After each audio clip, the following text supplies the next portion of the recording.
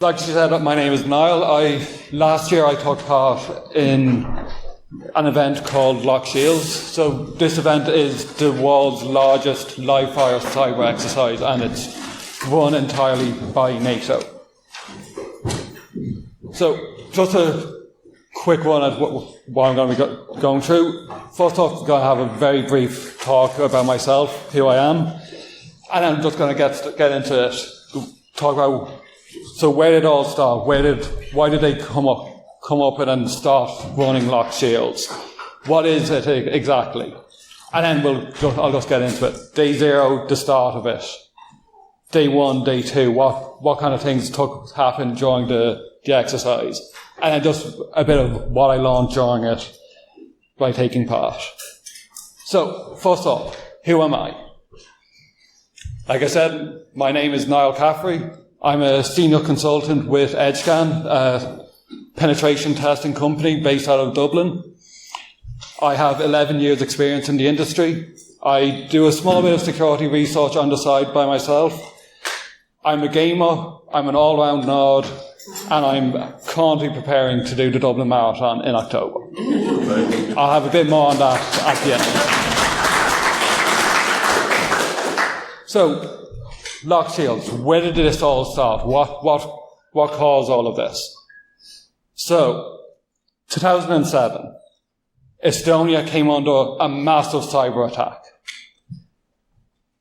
The trigger was the relocation of a Soviet military monument from within central Tallinn out to a military cemetery. The attacks themselves lasted for 22 days, from the 27th of April to the 18th of May. Now, during this time, there were multiple distributed denial of service attacks that were experienced. From both commercial and government, everything got hit. There were even more complex attacks than that, actually trying to get access and control of different systems within Estonia. Like, the targeted entries covered everything, from the government, both parliament and presidential services, the police, the banks, ISPs, online media, news outlets, all the way down to small local businesses and local county council level government sites. Everything was a target. So who was behind it? To this day, no one knows for sure, but it is generally considered to be Russia. During the attacks, a lot of the malicious traffic had clear indications of Russian language inside it. Instructions for attacks were spread on the Russian language in forums and websites. This screenshot here is one of the instructions there for, if you don't speak Russian, it's for May 9th. And if you don't know the significance of that date, that is the date that Russia celebrates victory over Nazi Germany. So, what did this lead to? In May 2008, NATO established the Cooperative Cyber Defence Centre of Excellence, the CCD-COE. So this Centre of Excellence was actually first proposed by Estonia, way back before the attacks, back when they first joined NATO. But in the aftermath of these cyber attacks, together with Germany, Italy, Spain, Latvia, Lithuania and Slovakia, they actually formed the centre. Now, it actually got full accreditation by NATO very quickly by October of the same year. And just two years later, they started up with Loch Shields. So Ireland in 2019 joined the CCD-COE as a contributing participant. Now, this is the only status that is available for countries that aren't actually a member of NATO. Other countries who have the similar kind of status include like Austria, Australia, Japan, South Korea, Switzerland, and Ukraine recently joined it as well within the last few years. There was a complementary exercise similar to Loch Shields called Crossed Swords. Now this complementary exercise is both defensive and offensive based. I didn't take part in that. I don't know what kind of stuff happens in that one. I just took part in Loch Shields, which is defensive in nature. So, what is Loch Shields? It's an annual live fire cyber exercise. It's a full-on red team versus blue team exercise. National cybersecurity teams from the participating countries take the part of the blue team and have to defend an environment against the red team, and so that they can test their processes and how they function under real-time pressure. So countries are allowed to team up as part of it. There was about 17 teams. Ireland in 2024 took part for the first time. We paired up with South Korea. Last year, when I took part, we were in a group with Bulgaria, Greece, and the US. In particular, the West Virginia National Guard. So what is the scenario? What does it kind of look like? So the idea is a fictional country, Brillia, has come under cyber attack from a neighbour called Crimsonia. I don't think it doesn't take much imagination to see who they are based off. The idea is the national teams will take place of the Brilliant defence. The red team, who are in the CCD COE, will take on the Crimsonia identity. There is another team as well, green, white, whatever you want to call them team. Now these are just there to maintain the environment, create the environment, get it up and running and make sure it stays running throughout the exercise. To be a part of the red team, you need to have been a member of this maintenance team. So they already have a bit of an advantage over the defenders in that way. There are also other fictional countries introduced with it in 2025. There was another two ones that were supposed to be based in like the Pacific and the North Atlantic, members of NATO and EU and all of that. I didn't see any of that. The only two countries I ever had any dealings with for this was Brillia and Crimsonia. Now, the environment is a full emulation of a country's cyber real estate. Everything from the defensive side, radar, anti-aircraft systems, anything at all like that, to utility companies, healthcare, power, energy. An entire country was emulated and you had to defend it. In total, there were over 8,000 different systems within the environment. And they were subjected to over 8,000 attacks throughout the exercise. So how is it scored? It's scored on 4 different bases. The technical resilience of the environment. So how well did the blue team defend against the red team? How well did they prevent them gaining any access to the systems? Did any systems remain functional or did they go down? And if they went down, how long were they down for?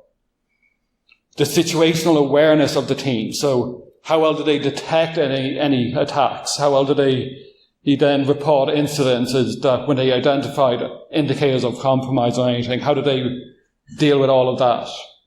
The forensic side. So there were artifacts provided to the national teams and the forensic teams had to go in and find IOCs and other bits of information from that, and then from there they'd get additional indicators that they'd have to then try and find more, and it kept going like it was more CTF based than what the normal exercise was, and was nearly a separate side bit to the main core of it all.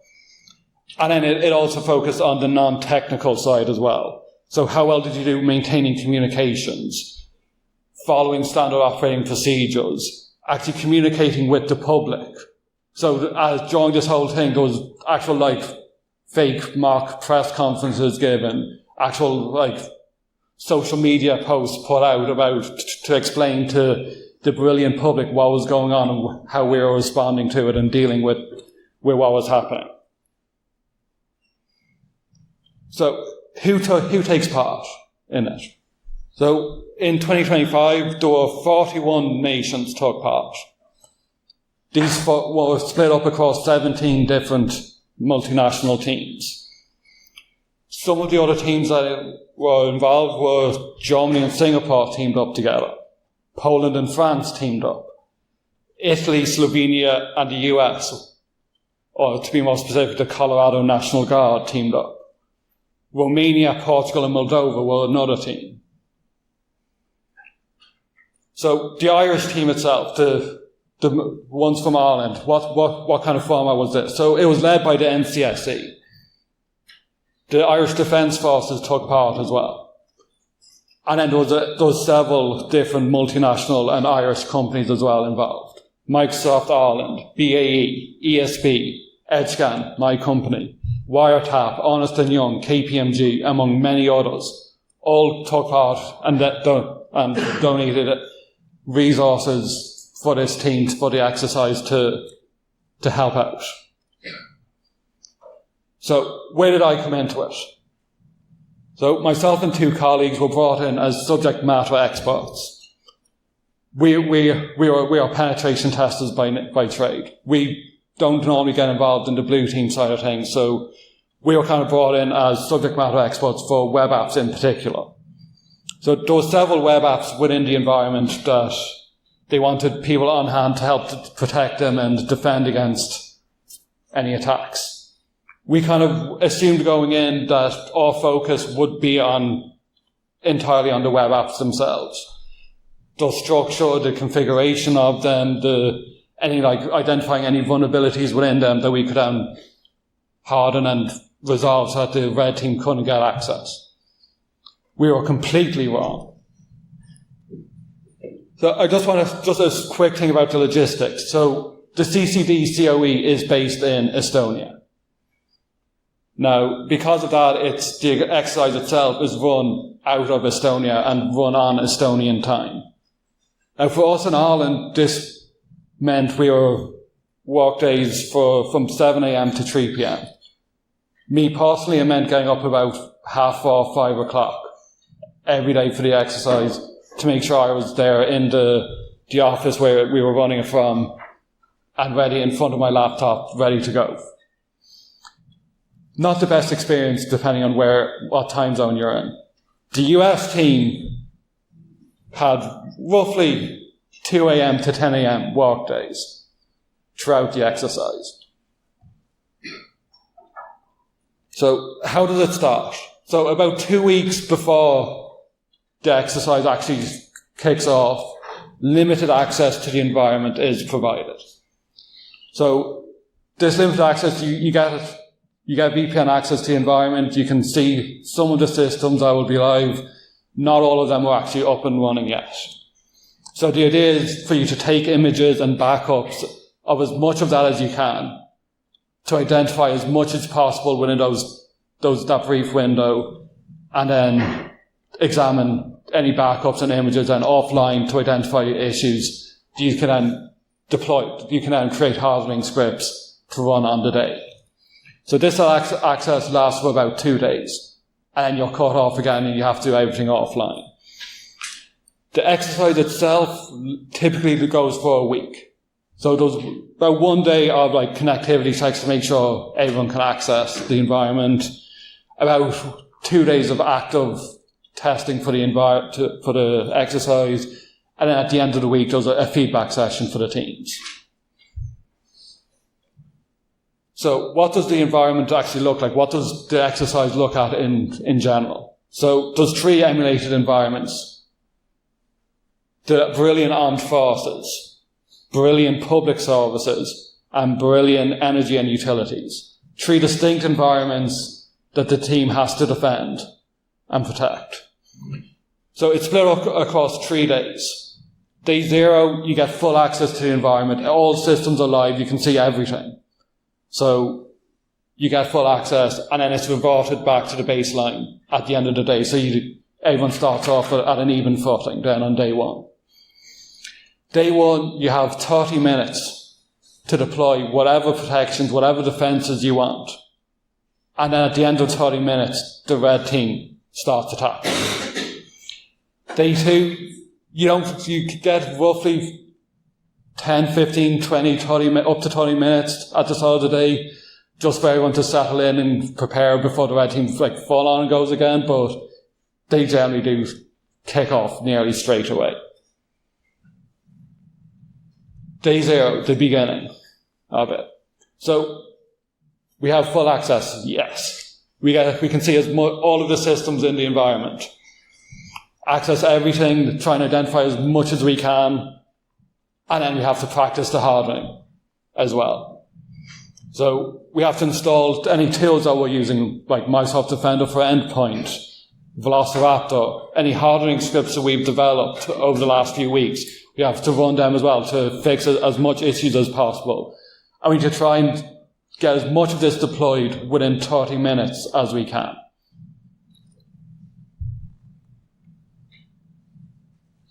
Day 1. We have 30 minutes to deploy. I think you can imagine how well that goes. And then the red team goes. As bang on 30 minutes on the dot, massive disruptions to the network from the red team's attacks. At this stage, we still hadn't hardened a lot of our systems because it was so slow actually with the network, with the VPN connections and everything. It was very slow trying to get our defenses up. So credentials didn't get rolled over. We didn't have any kind of EDR on the systems to try and protect them. Attack vectors left unexposed. Key tools like Microsoft Defender and Velociraptor just didn't actually get deployed to a lot of systems within that window. The web applications went down bang on. Near enough within a minute or so of the attack starting, web apps just started going down. And so they were targeted very early and throughout the entire day, constantly battling with them. So what was our defense? What was our response? So we had to do live triage. Defending, cleaning, remediating, and hardening on the fly and as we went. So as us, we were there primarily as web app SMEs. So what did it look like for us? We did have to patch file upload RCEs. We had to fix exposed admin controls and panels. There was SQL injection we had to fix. We had to resolve application defacements. So this included stuff like embedded cross-site scripting and HTML within the application source code that the red team had gotten snuck in.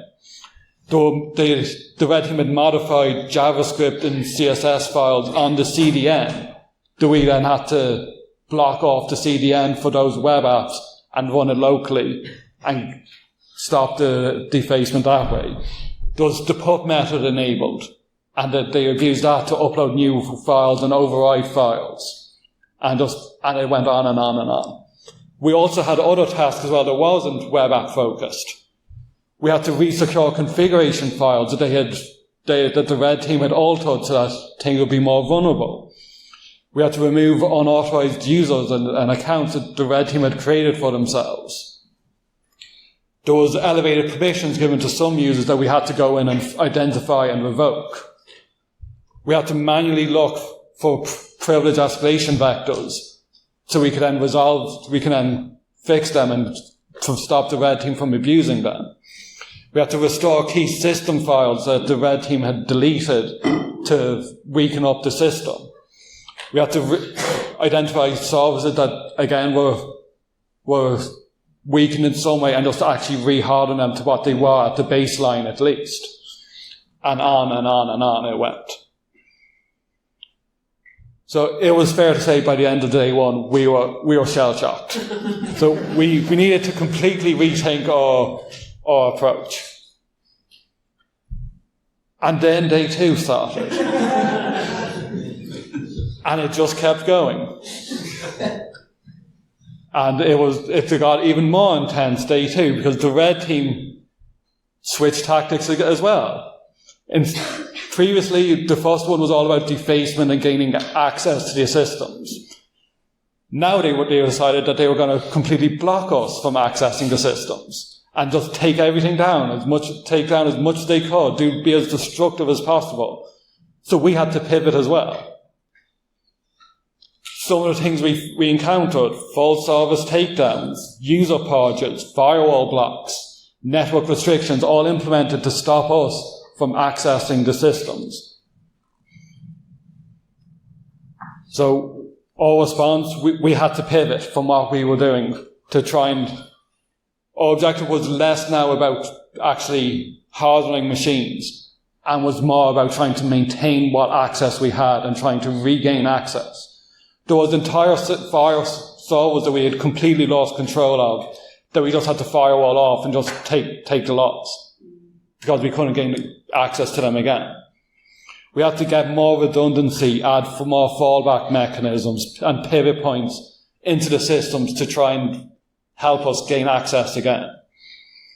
One of my colleagues during this stage actually hid SSH behind a port knob, just so he could, when the red team took away his access, he could do the port knock and SSH back in to try and gain access to the system again. So, conclusions. So, who won Lock Shields? I know you all want to know. So, ultimate goal is always to build stronger, smarter, more collaborative cyber defence across nations and across borders. So, the scoring is, of course, intended to help measure and to motivate teams' performances, but everyone still gets competitive and who wants to know who wins. So, the three highest scoring teams: Germany and Singapore, Poland and France, and Italy, Slovenia, and the US. They were the three highest scoring teams. We didn't do so well. We didn't finish last. That's the important thing. That's the key thing to remember. So, what did we learn? So, myself and my colleagues, we kind of went in with defined roles and expectations. We went in as pen testers. We hadn't done blue team work ourselves. We left then with kind of more an understanding of the pressure and skills that are actually required by a blue teamer, especially when working under that kind of pressure.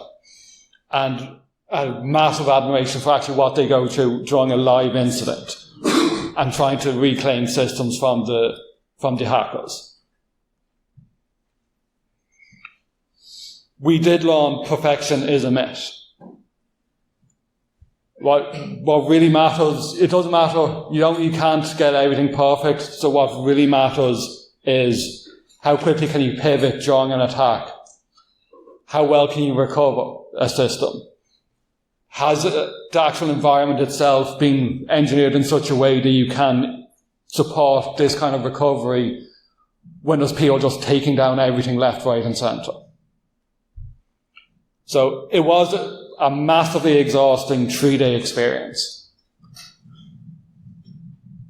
And yet, I wouldn't hesitate to take part again. If they asked me if I wanted to take part tomorrow, I'd say, yeah, sign me up. So before I wrap up, there's just a few people I want to acknowledge. So my two colleagues who took part in the exercise with me, Thomas Gibbons and James Mullen, they helped me with the slides for this as well, so I just wanted to give them a bit of a shout out. Alison and Donald from the NCSE were the ones who actually ran everything from the Irish side, and NATO's CCDCOE for running it, and I had to actually run this talk by both NATO and the NCSE to make sure that I wasn't giving away anything too sensitive, of course. Any questions? Somebody else. Yeah. What would you do differently? When you were talking through, I was going, do you just up front take a hit on certain systems to remove the attack vectors and just kind of put them? You nearly have to, yeah. Just go, that one can go, it's not critical. Yeah, that's basically what we ended up having to do.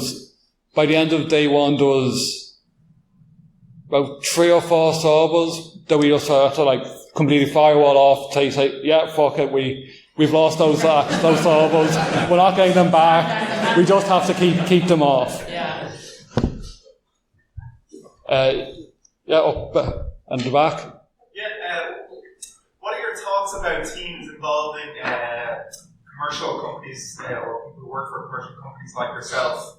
Is it that is the Irish Centre not investing enough in their own staff, or is it common for teams from countries to have a mix of civil servants basically and commercial people in the industry like yourself? Yeah, it's always common. Like the national society, the NCSE just wouldn't have enough members and bodies themselves to actually properly defend against an attack of that kind of scale. So they would naturally have to reach out to other organisations, whether it be the Defence Forces or actual Irish companies or multinationals, just to get in some extra help to try and help actually defend against any attacks. Like, it's just by nature they're not going to have enough resources themselves. Yeah.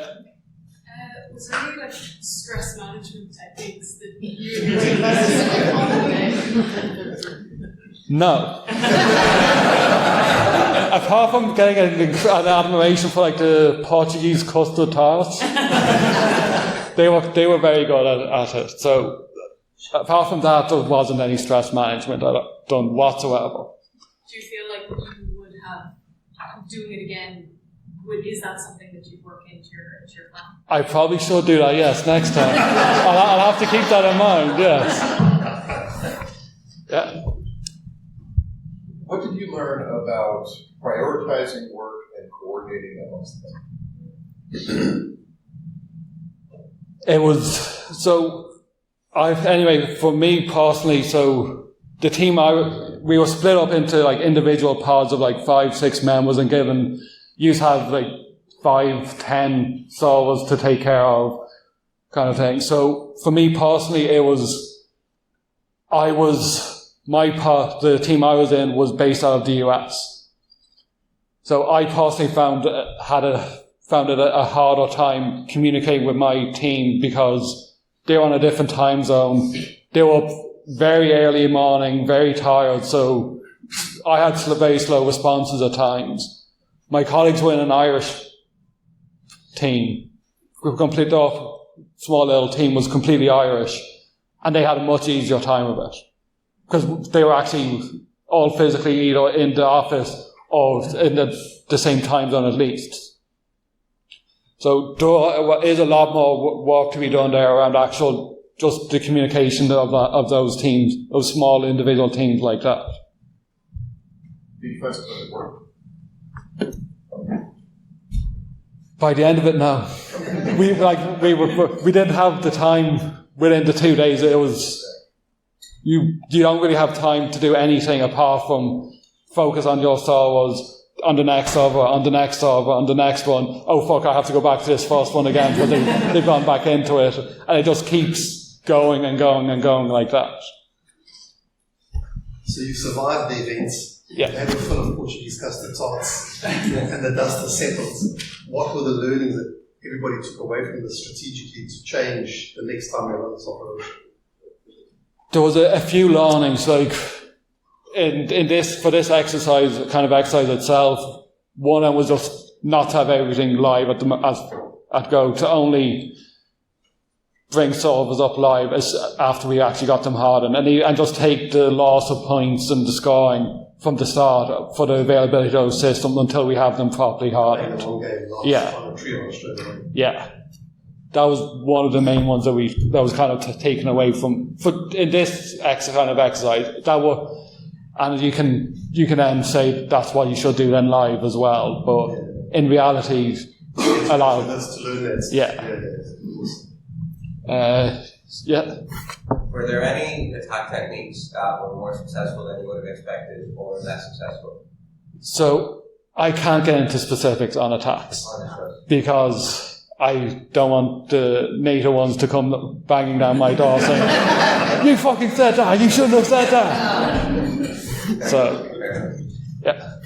Did you find that collaborating with people on an international basis meant that there was a different level of understanding and a different baseline that different countries were coming at the problem with?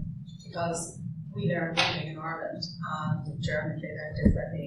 Yeah, there was a good bit of even just normal miscommunication, because like the ones in Bulgaria or Greece may not have actually didn't have English as their first language, so some of the languages we used, I personally used, probably they didn't understand properly, and that just a slight bit of having to reword and get the communication just right in that kind of sense.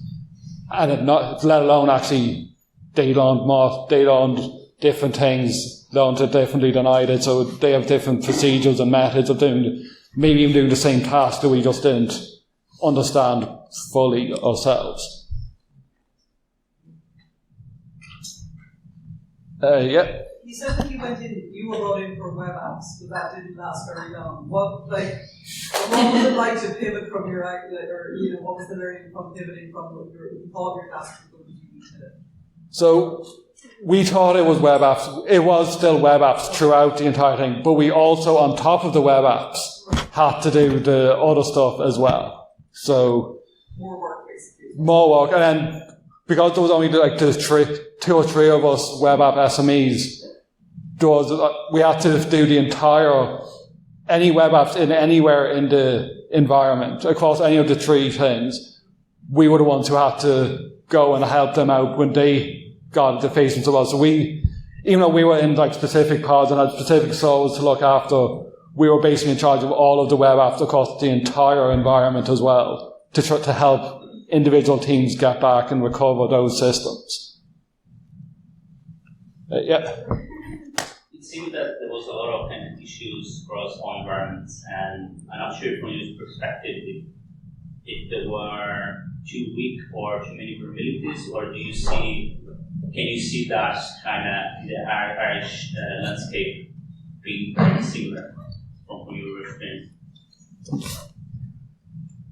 It depends. So some of the Irish companies I've tested have had extremely weak systems, like we've seen in this.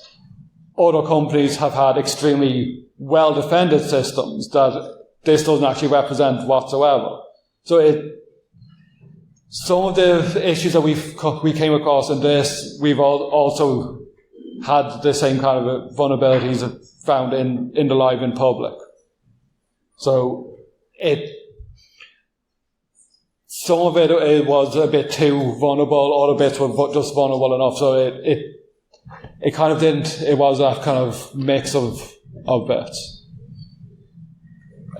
Yeah. Just kind of based on the previous question about collaboration, obviously the whole exercise about collaborating or testing processes.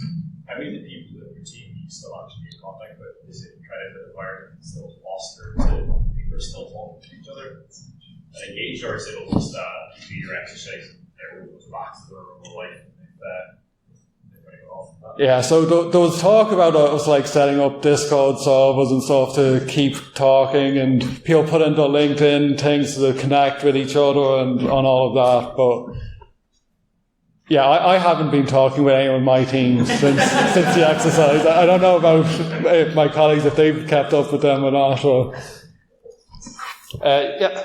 So, similar question, just to this man down here. For the 8,000 machines you had to patch, harden, was there any baseline policy around any hardening, or were they just fresh installs? They were fresh installs that had pre-baked vulnerabilities in them. So there was like no baseline. We had to create our own baseline policy to harden them, all the systems to that baseline ourselves. And that was part of the defense. We had the 20 minutes then to deploy on day one. Do you think that robs realism? I guess that's what keeps it to a 2-day exercise. Yeah, it does rob that bit of realism from it. Just having that very brief window to get so much systems hardened and protected and things installed across. But at the same time, you're not going to be given a 30-minute warning that somebody's going to attack you. They'll just be attacked. Yeah. Right? So, that's like having a signal that goes off and then shit harden everything down. Big organisations have tens of thousands of systems that have a lot of very scalable. 100%. Have there been any takeaways by the Irish government in terms of taking these learnings and going, okay, we need to preemptively build a board of people or a database of people who might be willing to come in and help out should there be a big catastrophe. Like, I'm wondering, did they look back at the HSE encryption cyber incident and go, what could we have learned here? And hopefully there is one. If there is, they haven't said anything to me and asked if I wanted to be on it. So maybe there is, I just haven't been tapped. I don't know. Yeah. You mentioned that you were sort of organised in the team as one person would have these servers, like that would be their responsibility and someone else would have another ones. Do you think, looking back, would it have made more sense to have one person focus on one vulnerability or one attack rather than per server? It might have, but there was no way of actually going in knowing, okay, there's going to be file upload vulnerabilities on all of these servers here, so you can take care of that. There's going to be a backdoor on these ones here. There's no way of knowing what attacks are actually going to be used going in. So just following on from someone else's question, just because of the exercise over a few days, there is a limited supply of people in our industry for doing this testing. But this is more on for the mental health over that. In the real world, I guess this will be going on for weeks and months. Is there a chance of denial of resources just at the human level? Because we can only do so much, and eventually mental fatigue kicks in. It's going to be hard to keep up with the attacks, and you could have the country essentially wiped out from the people. Yeah, 100% that could easily happen, especially with a country as small as us. Yeah, and there has been, if I'm not mistaken, with the HSE attack, somebody involved in heart attacks in the first couple of days, somebody with a senior in the IT side of things. So there is impact of it. Sorry, another question, just follow on. Yeah, sorry. Just because if you're working in the same kind of building with all these multiple teams, but in the real world, where I think you said there's VPN issues and stuff like that, where communication is separated from different departments, it seems like a very scary place as well. I know where everyone tries to focus on sequels and vulnerabilities in that way, but the denial of service for me is always a scary one, just because if you can't communicate to your team or the PR company can, but then you also, in addition, have a classic on country as well. Yeah, again, that was what they were trying to emulate there on the second day. Just that whole denial of servers, everything going down, not being able to access any servers at all, getting that pressure into the teams to emulate as close as possible without actually going full red team and full hacker. Was there a hierarchy in your response team? So was there a commander effectively who was saying, okay, we're not going to focus on those, we're just shutting down, we're going to try and maintain this core set of services? There was Donald from the NCSC was kind of the operational head of the Irish team, and he was the kind of overall in charge. And there was a guy who was over in the US, managing the US side of it. There was the heads of the Bulgarian and Greece ones as well, and everyone Donald then was the overall in charge of the entire Blue Team 17 rewell. I think I'm coming to the end. Yeah.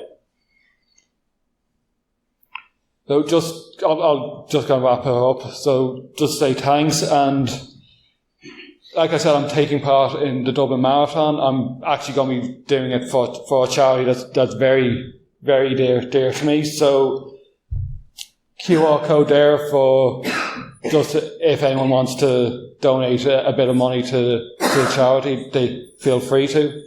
And just want to say thanks for having me.